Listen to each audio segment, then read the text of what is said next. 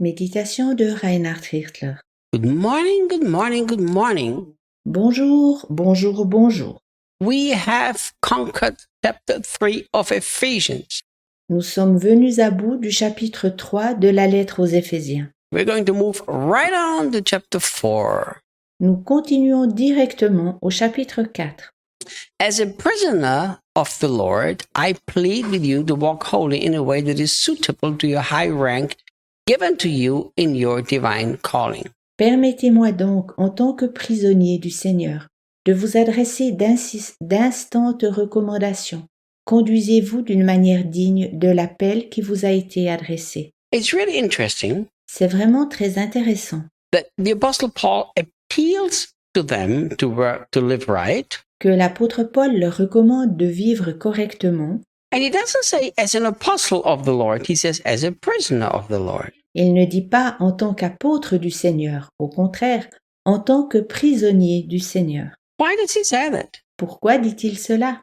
Well, he's already talked to us about the importance that for them to understand why he is a prisoner. Alors qu'il a déjà parlé de l'importance de comprendre pourquoi il est un prisonnier. He's suffering for them, for their behalf, because he preached the gospel to them. Il souffre pour eux, à leur place, car il leur a annoncé l'Évangile. It is almost like he's saying, C'est presque comme s'il voulait dire « guys, I paid this high price Amis, j'ai payé ce prix élevé so that you can now experience that glorious salvation that I talked to you about. afin que vous puissiez expérimenter la glorieuse rédemption dont je vous ai parlé. And I want you to understand Et j'aimerais que vous compreniez that because of this, I carry the divine authority to talk to you about these things. que c'est pourquoi j'ai l'autorité divine de parler de ces choses avec vous. So Paul wants them to make sure and to understand who he is and why he's talking to them like this.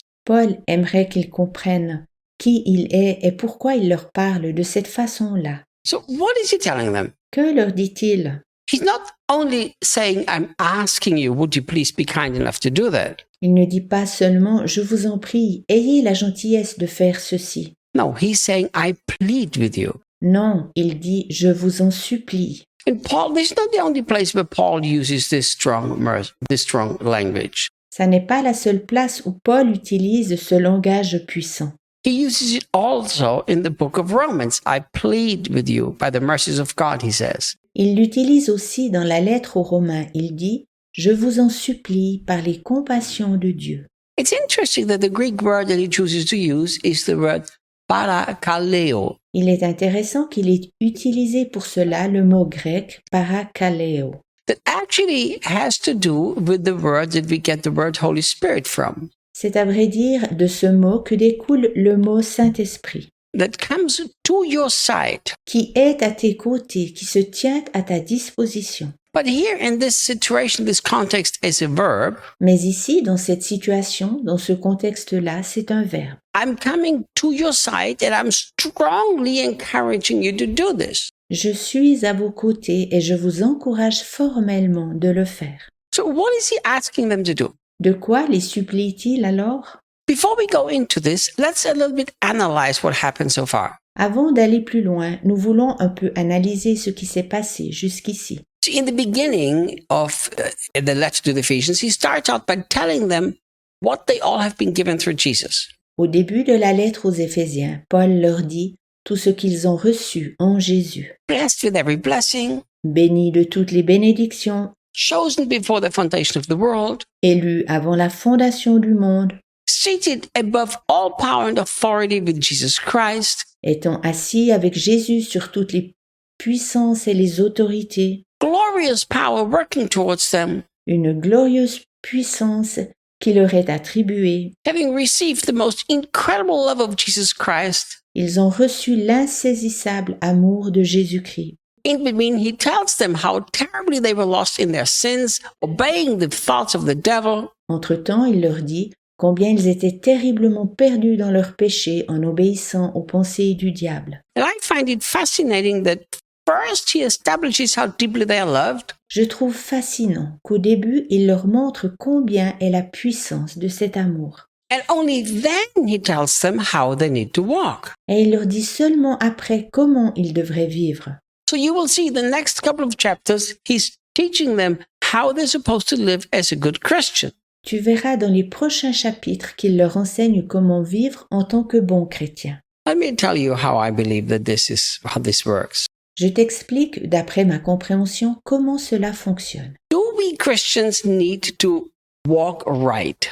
Est-ce que nous devons bien vivre en tant que chrétiens? Yes. Oui. Are we Christians supposed to represent God well? Devons-nous bien représenter Dieu en tant que chrétiens? Yes. Oui. Are we Christians supposed to live lives that are holy, that are different than from this world? En tant que chrétiens, devons-nous mener une vie qui soit sainte et qui nous différencie du monde? Yes. Oui. Are we supposed to be taught how to do this from the Bible? Devons-nous, à l'aide de la Bible, être enseignés comment le faire? Yes. Very clearly. Oui, très clairement. But look how Paul does it. Mais regarde comment Paul le fait. Before he tells us what to do, he establishes our identity. Avant qu'il nous dise ce que nous devons faire, il consolide notre identité. We are loved. Nous sommes aimés, We are one with Jesus Christ. nous sommes un avec Christ, We've been taken out of a terrible life of sin, nous avons été tirés hors d'une terrible vie de péché. been changed and transformed. Nous sommes transformés et métamorphosés. The power of God lives inside of us. La puissance divine vit en nous. And only now he starts to teach us how to live. Puis seulement maintenant, il commence à enseigner comment nous devons vivre. What happens if you first teach the people how to live life without first establishing their identity? Que se passe-t-il si tu enseignes d'abord comment les gens doivent vivre sans avoir au préalable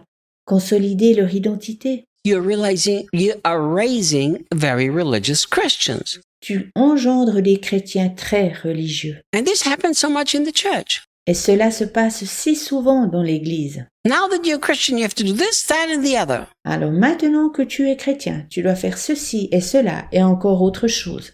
So people have never experienced the love of Jesus, but they're already supposed to live right. Les gens n'ont jamais expérimenté l'amour de Jésus, mais ils doivent déjà vivre correctement. Now, nothing is a response to what God did in their lives, but they're hoping that God will respond to what they are doing. Rien n'est en réponse à ce que Dieu a accompli dans leur vie, mais ils espèrent que Dieu réagira à ce qu'ils font. This is very dangerous. C'est très dangereux.